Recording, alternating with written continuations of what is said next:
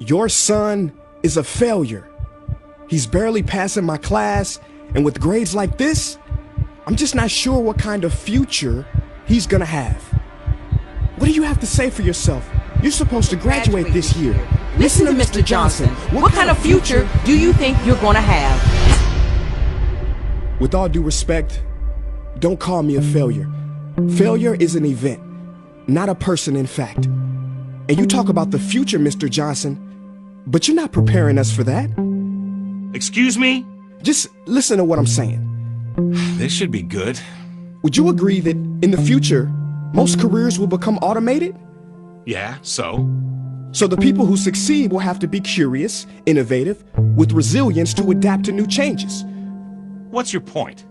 My point is, the focus in this school is not on that. It is on regurgitating information and test taking, and that's just real. But in today's world, creativity is the most important leadership skill. Oh, that's how you feel. You don't have to believe me, but maybe you will believe the 1,500 executives who recently said creativity is the most important leadership skill. See, pretty soon, no one will be hired because of what they know. Because who cares what you know or if you've memorized a fact? We've got Google and Siri for that. In the future, people will be hired because of what they can do with their knowledge.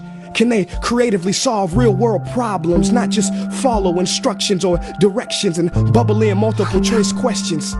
So, Mom, that's why I'm stressed, because these robotic tasks we learn in school should stop. Because no one can do a robot's job better than a robot.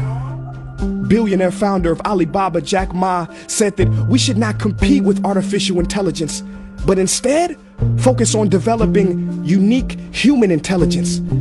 Mr. Johnson, drills are for teeth, not the human mind.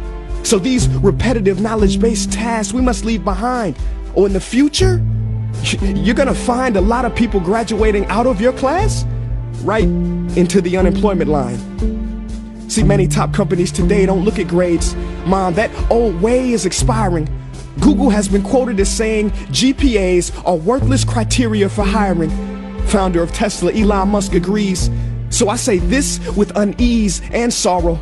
If you continue to teach today as you taught yesterday, then you rob us students of tomorrow.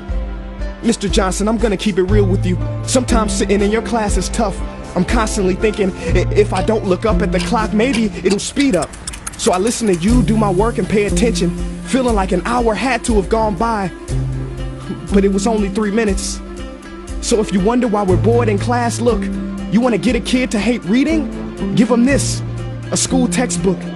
And some people think it's our fault, and that hurts me. They say you can lead a horse to water, but you can't make him drink. And to that I say no. Firstly, you can put salt in that horse's hay and make him thirsty. And if you bring joy in your classroom, you can make any bad student nerdy, as he or she discovers the beauty of truly learning.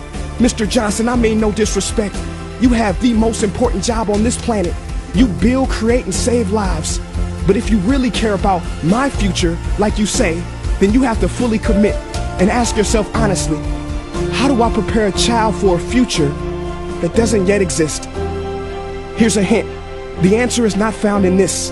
It's using this and this. See, in the future, we will need more passion and compassion. People with inspired hearts and wisdom to uplift this planet. And Mom, I love you, but can I be real? Go ahead. You want to know one of the biggest factors for childhood success? It's not IQ. It's family meals. And we haven't had one of those in a while. See, I know sometimes you don't feel proud, because I may not be a straight A student, but I'm not stupid. These tests may be 70% of my grade, but they're 0% of my future. But don't worry, I'll pass this class and get through this. But I need you to give me the space I need to be me and live true. Because the best feeling in the world is that your own parents get you. There's a passage in a book called The Prophet by Khalil Gibran.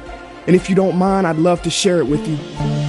Go ahead. See, he says, your children are not your children. They are the sons and daughters of life longing for itself. They come through you, but not from you. And though they are with you, they do not belong to you. You may give them your love, but not your thoughts, for they have their own thoughts. You may house their bodies, but not their souls, for their souls dwell in the house of tomorrow.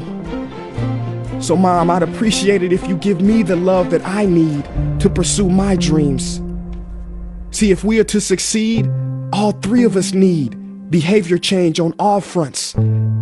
We talk about the future, but the future is now, and it is created now by all of us. I've never heard you speak like that before. Yeah, I didn't know. But I'm gonna reach out to administration and try to change some things. You have my word.